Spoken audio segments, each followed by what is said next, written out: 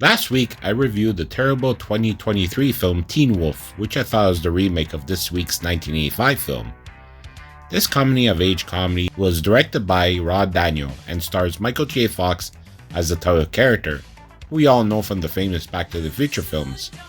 He plays Scott Howard, who lives at home with his father Harold, played by James Hampton. His ordinary geek life, which includes being a horrible basketball player, is turned upside down after strange things start to happen around him. He begins to hear dog whistles, starting to see growing hair where never before, and his ears start to look like a dog. Yeah, he discovers a werewolf. Classic story. He tries to hide it from his father, who discovers he's a werewolf also. Yep, family of werewolves.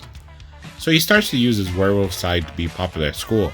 And this is when his father tells him that he has got to be responsible for his actions. Remember the 2002 Spider-Man movie where Uncle Ben says the famous line, "with great power"? Well, this movie said it first by his father. You're gonna have great power. And with great power goes a greater responsibility. What?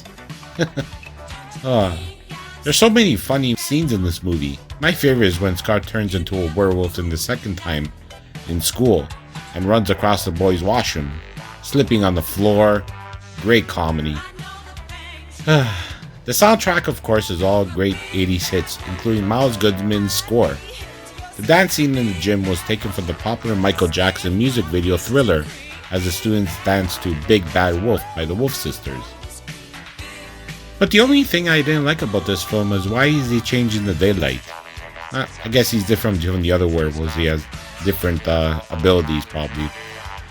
Anyways, this is a genuine classic. I used to watch this when I was a kid, and it didn't scare me. It just made me laugh. And it's still a laughable comedy for a werewolf movie.